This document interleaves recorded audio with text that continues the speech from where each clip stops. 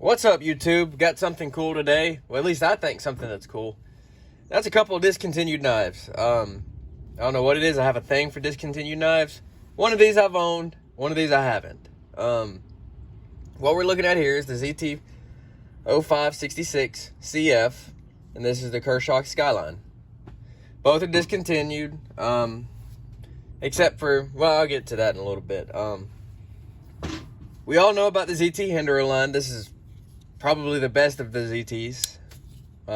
Just get stats out the way. This carbon fiber comes with a stainless steel frame lock, regular standard ZT pocket clip, and S35VN. Really cool knife. This is the Kershaw Skyline. It is a USA made Kershaw. It is a manual flipper. This one, I believe, is 13C26N. The later ones came in 14C28N. On washers, G10. Kind of a bead blast finish. This is stone wash. But I gotta say, these are really cool knives. I've had an 0566, and at the time, it was one of my most expensive knives in my collection. I paid, I think, $140 for it. It was the G10 version.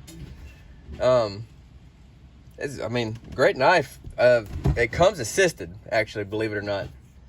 And ZT actually did add a detent hole on the blade to where you could make this a manual if you wanted to. And in my opinion, it works better as a manual because you can get cool thumb stud action, drop smooth. I haven't adjusted this none since I took the torsion bar out. And manual flipper. It's a better push button flipper. You can light switch it. Doesn't work as well. Sometimes, see, light switch, kind of push button it. But it's just a great knife. I don't know what it is. I have a thing for discontinued knives. I guess kind of the elusive, like, they don't make it no more. That's cool. Now I gotta find, like, search for it.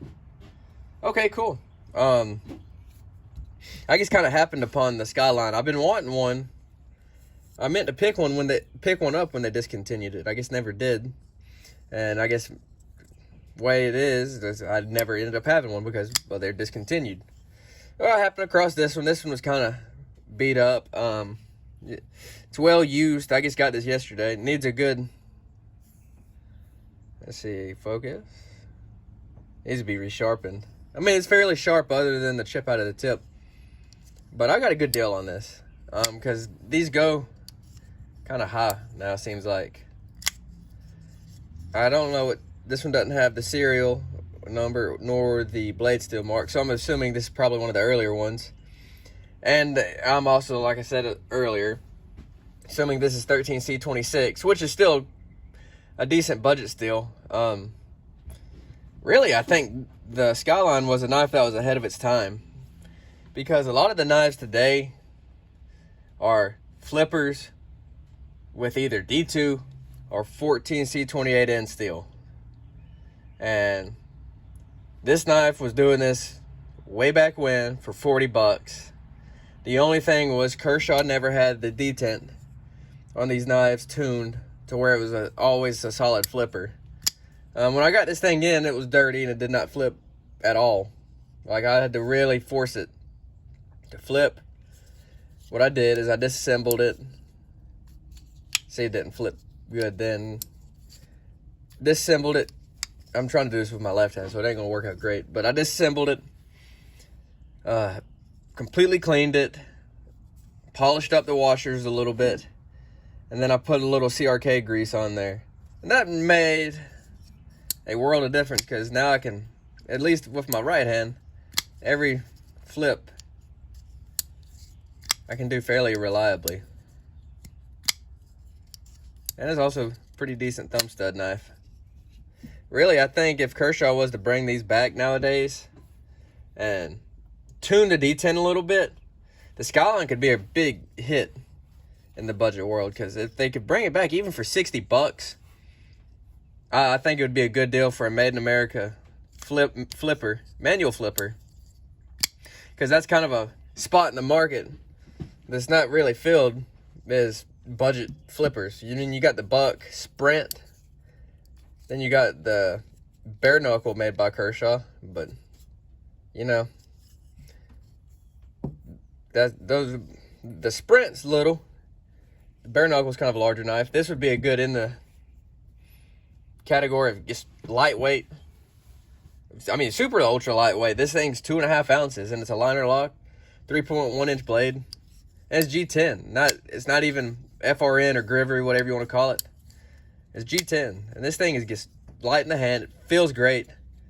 Again, I don't have huge hands. I have about average size hands. Feels great. Doesn't drop free or anything. Can kind of shake it shut.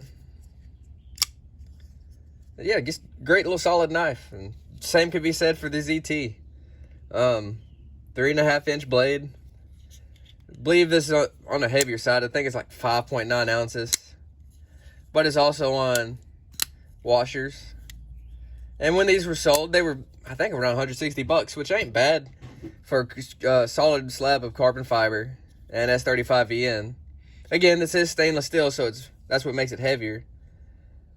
But I think these are both super solidly made knives. I think what did the 0566 in was that you could get the 0562, which undoubtedly is a better knife. But that doesn't diminish the fact that this is a great knife still. You see, great action. I have put no lube or nothing on there. It's just smooth. A little chunky, especially for its size. It's not super huge. Here, I get measuring tape out. Not measuring tape, but a ruler out. You can kind of... Oh, yep. 1 second. Trying to fold this out right. There we go.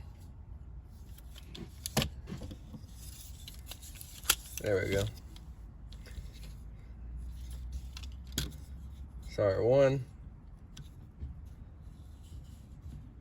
See, it's around an 8-inch knife.